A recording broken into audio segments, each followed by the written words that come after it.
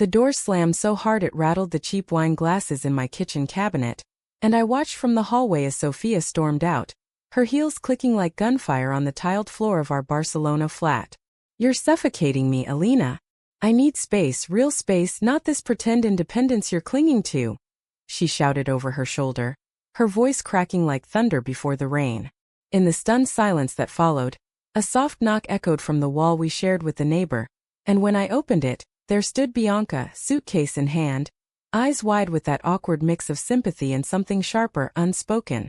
I'd always known Bianca as the quiet American expat next door, the one who blasted indie folk tunes through the thin walls at midnight and left anonymous care packages of fresh figs from the market on my doorstep after bad days.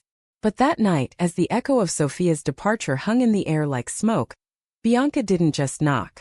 She stepped inside without waiting for an invitation, her rolling suitcase bumping against the doorframe like an uninvited guest at a funeral. "I heard everything," she said, her voice low and steady, laced with that faint Midwestern lilt that made her sound like she was reading lines from a Nora Ephron script. "And I know this sounds crazy, but my lease fell through today. Subletter backed out. Can I crash here? Just for a bit? I promise I won't be in the way." I stared at her, my heart still pounding from the argument, the kind that had been building for months like storm clouds over the Sagrada Familia.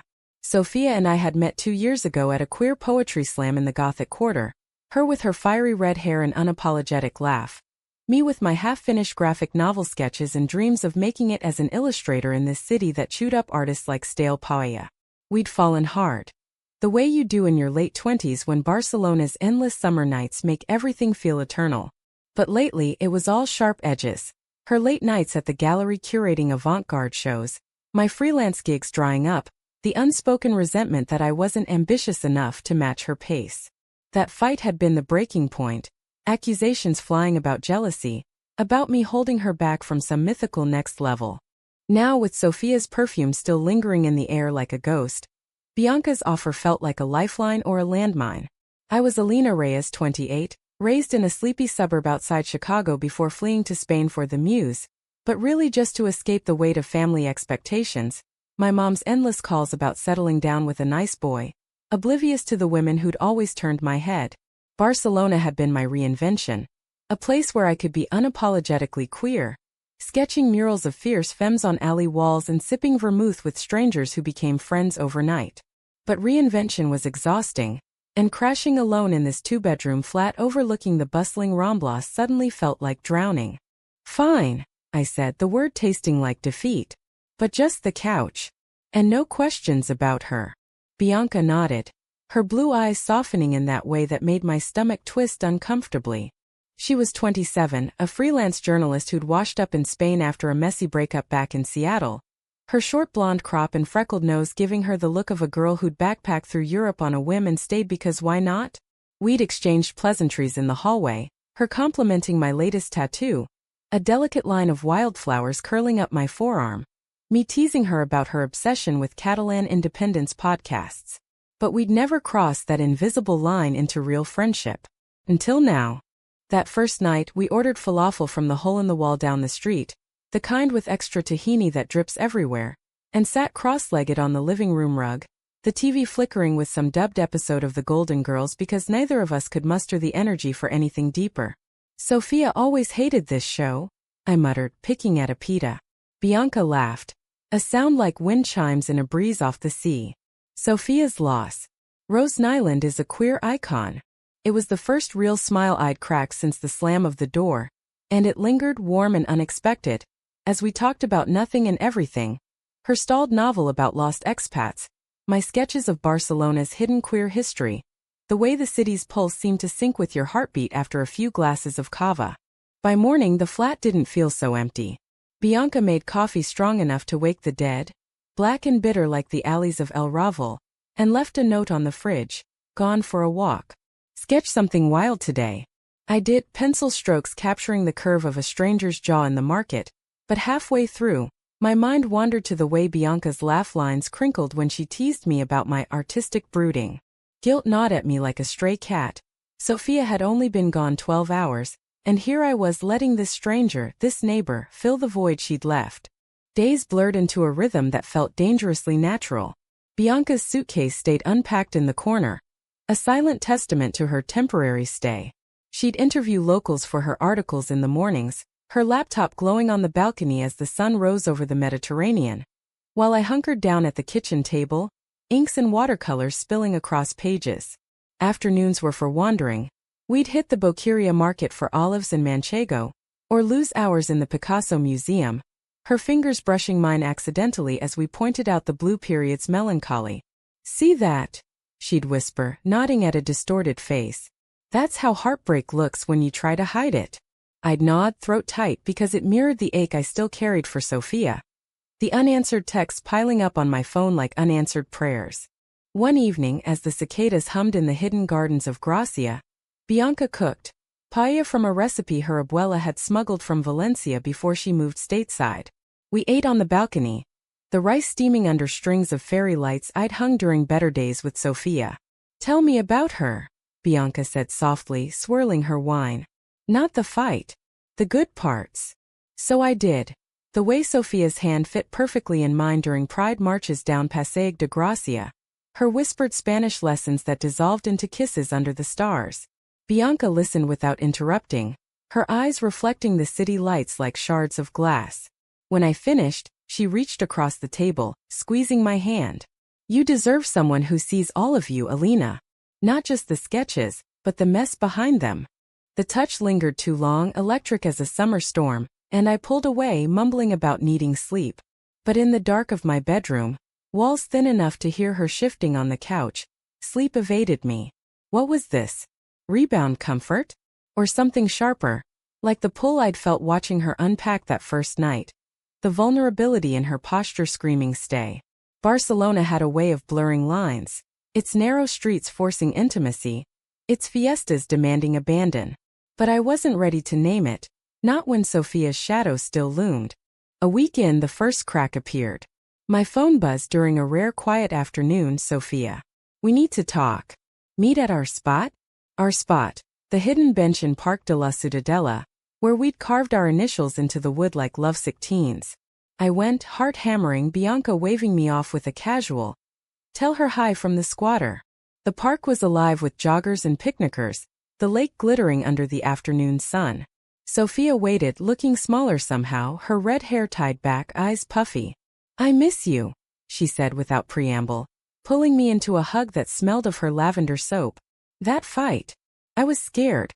Of us getting too real." We talked for hours, the words tumbling out. Apologies, promises to try therapy, to balance her career with us. By sunset, we were kissing like it was the first time, her lips tasting of salt from tears we'd both shed. "Come home," she whispered. "Please." I nodded, the decision settling like stones in my gut. But as I walked back to the flat, the weight of it pressed down.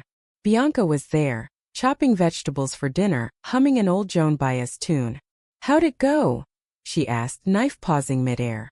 "She's coming back," I said, forcing a smile. "We fixed it." Bianca's face flickered. Relief? Disappointment? It was gone too fast to tell. "That's great, Alina." "Really?" Dinner was strained, our usual banter reduced to small talk about the weather, the rising rent in the Bari Gothic. That night, as I lay awake listening to Sophia's impending return, I heard Bianca crying softly from the living room. It twisted something deep inside me, a betrayal of the fragile peace we'd built. Sophia moved back in 2 days later, her arms full of takeout from our favorite tapas bar as a peace offering. Bianca's suitcase vanished back to her old place, or so I thought. "I'll miss the coffee," she said at the door, hugging me goodbye with a fierceness that caught me off guard. Sophia chattered about reconciliation playlists she'd made. But as I watched Bianca's retreating figure in the hallway, a hollow opened up, echoing with the what-ifs I'd ignored.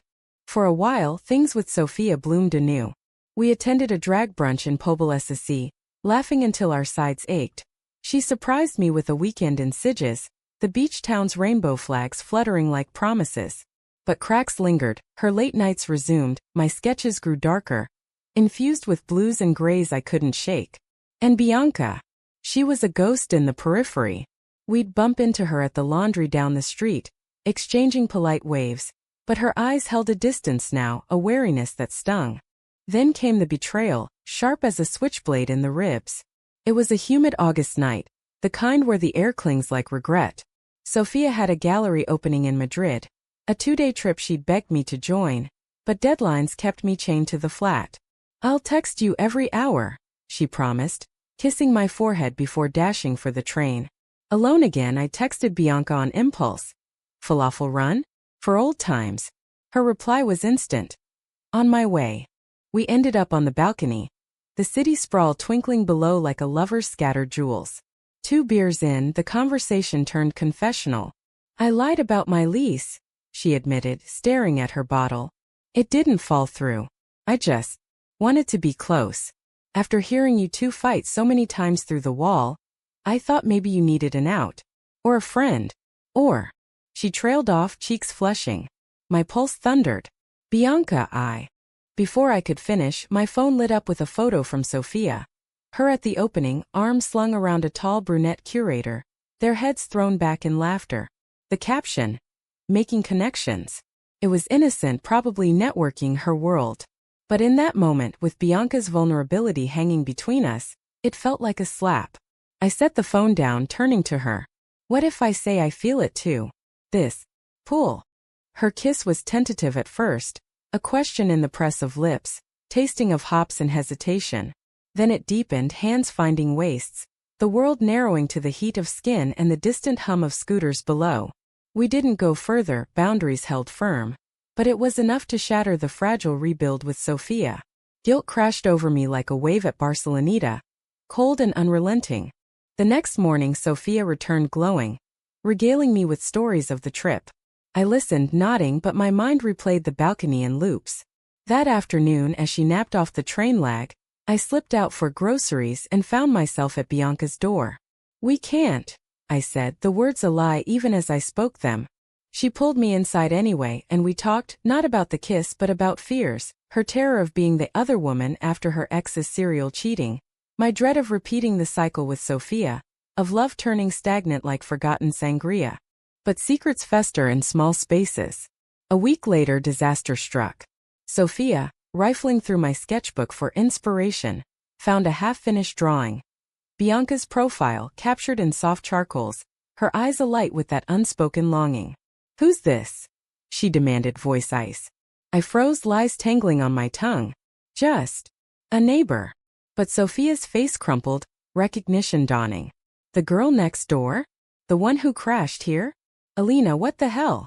The argument that followed was cataclysmic. Words weaponized like shards of mosaic tile. "You're cheating on me with her? After everything?" Sophia screamed, tears streaming. I denied it at first, but the truth clawed its way out, raw and ugly. The kiss, the feelings, the betrayal I'd inflicted on us both. She packed a bag that night, not even looking back as she left for her sisters in Valencia. "Fix yourself, Alina, before you ruin anyone else." Alone in the wreckage, I knocked on Bianca's door at dawn, the flat reeking of stale regret. She answered in a rumpled tee, hair tousled, but her expression shuddered. "Sophia knows," I whispered, collapsing against her frame. She held me as sobs racked my body, the weight of it all, the lies, the longing, the loss, pouring out. "I didn't mean to hurt her. Or you." Bianca stroked my hair, her voice steady. "But you did. We all do in this messy dance." The weeks that followed were a descent into the underbelly of Barcelona's soul. I threw myself into work, illustrating a children's book on Catalan folklore. Fairies and dragons that mocked my own fractured heart. Bianca and I navigated the awkward limbo of proximity. Coffee runs that stretched into therapy sessions. Walks along the waterfront where we'd sit on the sand, feet in the surf, dissecting what we'd done. "I fell for you because you saw me," she said one twilight, pebbles shifting under us. Not the journalist, not the expat. Just Bianca. I reached for her hand, and this time there was no pulling away. But reconciliation with Sophia loomed like a guillotine. She called sporadically, angry voicemails giving way to tentative texts, then a coffee meetup in a neutral cafe near Placa Catalunya. "I hate you for this," she said over cortados, her eyes red-rimmed. "But I missed the us that worked." We cried, laughed bitterly at old inside jokes, and by the end agreed to try again. Not as lovers but as friends piecing back a shared history. It was humanistic, raw, forgiveness not as erasure, but as acknowledgement that love leaves scars, beautiful in their imperfection. As autumn painted the city in ochres and rusts, Bianca and I crossed the line we'd towed for months. No grand gestures, just a quiet dinner in her flat, now fully hers again, where paella turned to confessions under candlelight. "I'm scared," I admitted, fork midway to mouth, "of losing you like I almost lost her." She smiled, that wind chime laugh breaking free. "Then let's not lose. Let's build something real slow, like sketching a skyline one line at a time." Sophia found her footing too, dating a sculptor with a penchant for midnight philosophizing, their relationship a mirror to what ours could have been. Passionate, but perhaps too volatile for the long haul. We stayed in touch, a queer sisterhood forged in fire, attending Pride together the next summer, arms linked in solidarity under the rainbow arches. In the end, Barcelona, the city of lovers and leavers, taught me that betrayal isn't the end, but a pivot. It strips you bare, forces you to rebuild not on illusions, but on the honest ache of what remains. With Bianca, our love unfolded like the hidden courtyards of the Isample. Unexpected, intimate, alive with the promise of tomorrows. And as we stood on my balcony one crisp November evening, her head on my shoulder, the Mediterranean whispering secrets to the shore, I knew this was the reinvention I'd been chasing all along, not escape but arrival. The real storm hit not with thunder, but with a letter slipped under my door one gray December morning, the kind of rain-soaked day that turns Barcelona's streets into mirrors of regret. It was from Sophia, handwritten on gallery stationery, her looping script a ghost from happier times. "Alina, I need to see you. Not for us but for closure. Meet at the bench? Midnight." My stomach knotted as I read it, the paper trembling in my ink-stained fingers. Bianca, stirring oatmeal in the kitchen, her latest healthy expat phase, glanced over. "Bad news." I shook my head, folding it away. Old ghosts. That night, I lied to Bianca for the first time since the balcony kiss. Told her I had a late client call, the freelance excuse as flimsy as wet tissue. She bought it with a peck on the cheek, her blue eyes trusting in a way that made my chest ache. The Parc de la Ciutadella was a labyrinth of shadows under the moon, the lake a black mirror reflecting the sparse stars. Sophia waited on our bench, bundled in a wool coat, a thermos of hot chocolate steaming between us like an olive branch. "I met someone," she said without preamble, her voice steady but edged with something brittle. "In Madrid. The curator from the opening." The words landed like punches, each one forcing air from my lungs. Not because I wanted her back, not really, but because they unearthed the what-ifs I'd buried. "She's kind," Sophia continued, pouring the chocolate into mismatched mugs. "Sees the world the way I do, chaotic, beautiful, worth fighting for." We sat in silence, the park's night creatures chirping softly, until she turned to me. "But I keep thinking about us. About how I pushed you away first. The fights, the space I demanded. I betrayed you long before you kissed her." It was a confession wrapped in absolution, her hand finding mine across the damp wood. We talked until the sky lightened at the edges, about the therapy she'd started, the letters she'd written but never sent, the gallery show she'd dedicated to lost loves, that reviewers called viscerally queer. By dawn, as joggers stirred the paths, we hugged goodbye, the embrace platonic but profound, a sealing of wounds. "Be happy, Alina," she whispered. "With her. She looks at you like you're a masterpiece." I walked home through the awakening city, the Ramblas vendors setting up their flower stalls, the scent of fresh churros cutting through the mist. Bianca was asleep when I slipped in, her form curled on the couch where it all began, now a permanent fixture in my space. I watched her for a moment, the rise and fall of her chest a quiet rhythm, and felt the full weight of my deception settle. What right did I have to this, to her, when I just mined closure from the ruins of another? Guilt propelled me into overdrive. I threw myself into our life with a fervor that bordered on manic. Surprise picnics in Montjuic's olive groves, where we'd feed each other grapes and debate the merits of Hemingway versus Capote. Late-night sketching sessions where she'd pose dramatically on the balcony, her laughter echoing as I exaggerated her features into caricatures of affection. Bianca bloomed under it, her articles gaining traction in expat mags, her novel inching forward chapter by chapter. "You're my muse," she'd say, kissing the crown of my head as I worked, and I'd smile, pushing down the secret gnawing at me. But secrets are Barcelona's currency, whispered in confessional booths of the Cathedral of Santa Maria, traded over absinthe in hidden speakeasies. Mine surfaced at the worst possible time. La Merce Festival, the city's chaotic celebration of its patron saint with fireworks that lit the sky like emotional pyrotechnics. We joined the throngs in the Plaça Sant Jaume, Bianca's hand in mine, her excitement infectious as we dodged conchero dancers in feathered headdresses. Sophia was there too, by chance or fate. Mingling with her new crowd, her red hair a beacon in the sea of revelers. Our eyes met across the square, a jolt like static electricity. She waved, tentative, and before I could stop it, Bianca was tugging me over. "Friend of yours?" she asked, voice light but curious.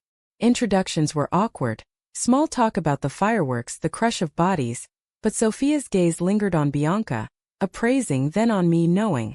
As the first rocket burst overhead in a cascade of gold, she pulled me aside. "You didn't tell her about last night, did you?" she murmured, the boom masking her words. I shook my head, heat rising in my cheeks. It was closure. Nothing more. But Sophia's laugh was sharp. "Cutting through the din, closure? You held my hand like you used to. Like you meant it." The accusation hung, accusatory and true in its half-light. Bianca called my name then, waving us back, and we rejoined her. The three of us, a triangle of unspoken tensions under the exploding sky. That night, back in the flat with the festival's echoes still ringing, Bianca confronted me. Not with anger, but with quiet devastation. "Sophia texted me earlier. Said we should all grab coffee sometime. Clear the air." Her eyes searched mine, blue and piercing. "What's going on, Alina? The midnight calls. The distance lately. Are you still in love with her? The dam broke."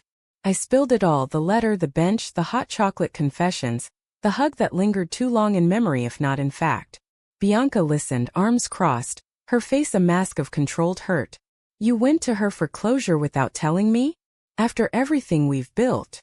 Her voice cracked on the last word, and it was my undoing. "I'm sorry," I sobbed, reaching for her. "I thought I was protecting us. Protecting you from my mess." She stepped back, the space between us vast as the gulf between continents. "Protecting me? Or protecting yourself from choosing?" The question echoed as she grabbed her jacket. "I need air. Don't follow." She was gone for hours, the flat suffocating in her absence, my sketches mocking me from the walls. Portraits of us that now felt like forgeries. When she returned pre-dawn, rain-slicked and resolute, we faced the climax of our fragile love. "I can't do half measures, Alina," she said, dripping onto the tiles. "Not after my ex, who strung me along for years with almosts. If we're doing this, it's all in or nothing." Tears mixed with the rain on her cheeks, and in that moment, stripped bare, I chose. "All in," I whispered, pulling her close. Our kiss was fierce, a reclamation, tasting of salt and second chances. No betrayals unspoken, no shadows lurking. But choice demands sacrifice. I called Sophia the next day, our conversation a gentle severing. Friends, yes, but with boundaries etched in stone. She understood, her voice warm with her own healing. "Go be happy, artist girl. Sketch her forever."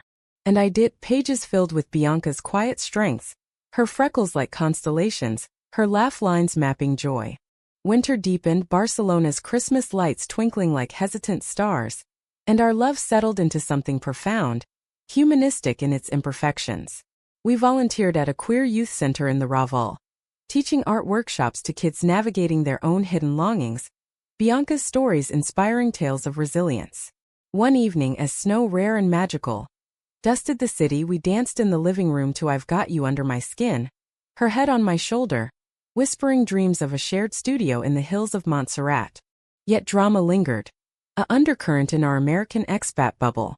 Bianca's novel deal came through.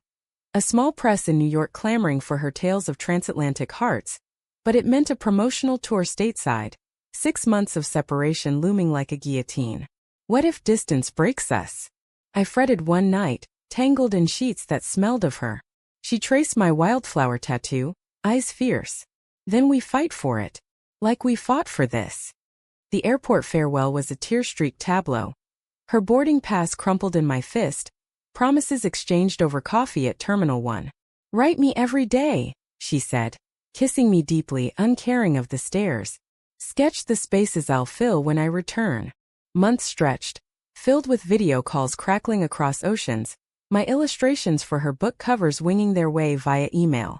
Barcelona felt lonelier without her lilt in the halls, but it honed me. Solo exhibits in cozy galleries, friendships deepened with the queer collective we'd joined. Sophia's wedding invite arrived mid-tour. A small affair in Valencia with her curator, the envelope scented with orange blossoms. I went, alone, standing witness as they vowed eternities under a canopy of lights. She looked radiant, pulling me into a hug post-ceremony. "Thank you for letting go," she murmured. "For showing me what real love looks like, messy but true." It was closure's final chapter, humanistic and healing. A nod to the girl I'd been before the storm. Bianca returned in June, the summer solstice sun gilding the airport reunion. She dropped her bag, swept me into arms browned by New York Springs, and we tumbled home to a flat bursting with her. Books stacked like towers, podcasts queued on the speaker. That night, on the balcony where it began, we toasted with kava. "To us," she said, clinking glasses, "the girls who crashed into each other." Our story didn't end in fireworks, but in the quiet burn of shared mornings, her typing furiously as I brewed coffee, our hands intertwining over breakfast figs. Betrayal had been our crucible, forging something unbreakable. Not perfect but profoundly human. In Barcelona's embrace with its endless reinventions, we'd found our anchor, each other sketching futures one tender line at a time. Summer's heat wave blanketed the city like a fever dream, the air thick with jasmine and the sizzle of street-side grills, but inside our flat tensions simmered anew, not from old flames, but from the slow erosion of daily life. Bianca's tour had left invisible fault lines. Her rising profile meant more deadlines, more calls from editors across the pond, while my freelance world stagnated, rejections piling up like unread manuscripts. "It's just a dry spell," I'd say, forcing cheer as I scrubbed paint from my nails. But her reassurances, "You're brilliant, Alina," rang hollow against the silence of unanswered queries.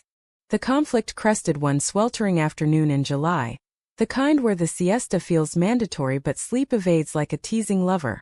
I'd come home early from a failed pitch meeting at a design firm in the Bourne district, sketches tucked under my arm like wounded soldiers, only to find Bianca on the balcony, phone pressed to her ear, voice pitched low and urgent. "Yes, I know the advance is tempting. Seattle? That's across the country from her." My blood ran cold. She hadn't mentioned offers, only vague networking chats. Eavesdropping felt like betrayal's echo, but I couldn't move, rooted by the sight of her pacing, free hand raking through her cropped hair. She hung up as I stepped out, the door creaking like an accusation. "What's in Seattle?" I asked, voice steadier than I felt. Bianca startled, then sighed, sinking into a wicker chair. "A job. Editor at a lit mag, full-time, benefits, the works." The words hung, heavy as the humidity. "It's not set. Just exploring." Exploring. The word stung, evoking Sophia's space. The arguments that had unraveled us before. Exploring without me? After we promised no secrets. Her eyes flashed, defensive. "This isn't secrecy, Alina. It's opportunity. For me. For us, think of the stability, the visa extensions we keep stressing over." But stability sounded like chains.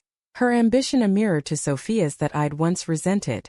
The fight escalated, words flung like market tomatoes. My clinginess, her selfishness.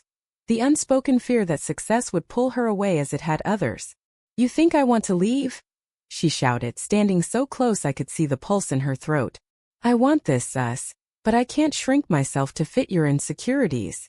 I stormed out, the door slamming with echoes of that first night, wandering the labyrinthine streets of El Born until blisters formed on my heels. Barcelona, usually a bomb, mocked me now, couples entwined on cafe patios, their ease a taunt. Hours later, footsore and furious, I ended up at Bianca's old door by muscle memory, the hallway a time capsule of what-ifs.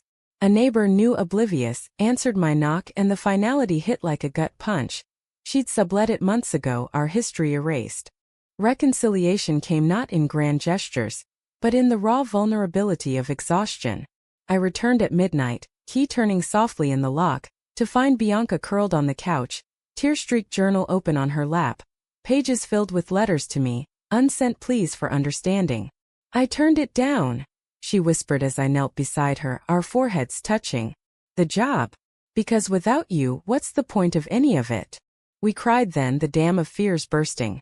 My terror of abandonment rooted in a childhood of divorced parents trading custody like cards. Her dread of resentment, watching her mother's dreams wither in a loveless marriage. In the aftermath, we rebuilt deliberately, humanistic in its therapy-mandated slowness. Couples counseling in a sunlit office near the Liceu Opera House, where a soft-spoken therapist with a Barcelona lilt unpacked our baggage.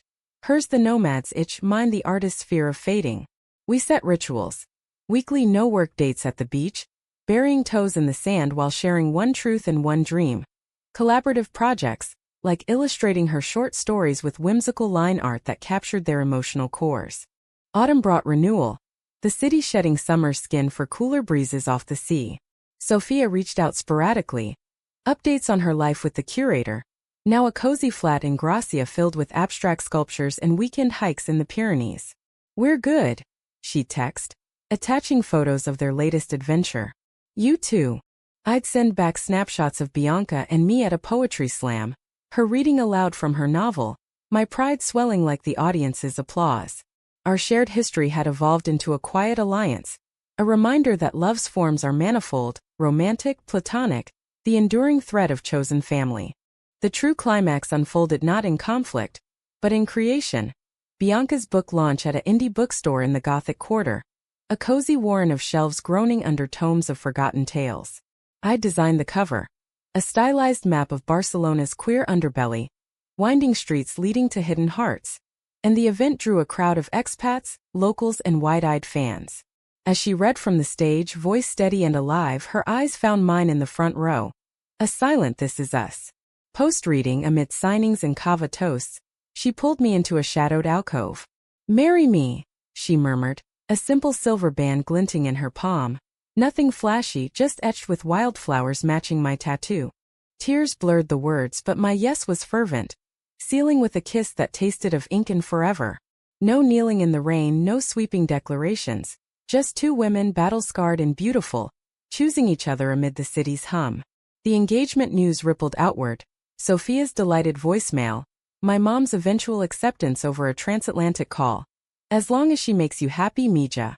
The queer collective toasting us with shots of herbal liqueur at our favorite dive. Winter solstice found us in Sitges for a low-key ceremony. Beachside, barefoot under a arch of driftwood draped in fairy lights, a handful of friends bearing witness. Sophia officiated, her words a poetic blend of humor and heart. In this city of passions and partings, may you hold fast to the quiet magics, the shared silences, the stolen glances, the grace to forgive. Vows exchanged with the sea as chorus, rings slipping on sun-warmed fingers, sealing a love born of storms. Life post-vows was no fairy tale epilogue, but a tapestry of ordinary wonders. Mornings tangled in sheets, her head on my chest as I sketched. Evenings wandering the Christmas markets, mulled wine warming our clasped hands. The slow build of a life where ambition and intimacy coexisted, her Seattle offer revisited as a sabbatical, not a severance. Betrayal's shadow lingered faintly, a cautionary hue, but it colored our bond deeper, more resilient. In the humanistic heart of it, we learned that love is an absence of pain, but presence through it. The choice to stay when leaving whispers sweet. Barcelona, with its mosaics of broken tiles reformed into beauty, mirrored us, fractured yet whole. And as we stood on our balcony one starry spring night, her arm around my waist, the Mediterranean's lullaby below, I whispered, "Thank you for crashing in." She laughed, that wind chime sound eternal. "Thank you for letting me stay." Our story, dramatic in its depths, romantic in its reaches, ended not in tragedy's sigh or comedy's flourish, but in the quiet affirmation of two souls intertwined, enduring. In a world quick to shatter, we'd chosen to mend, and in the mending found grace.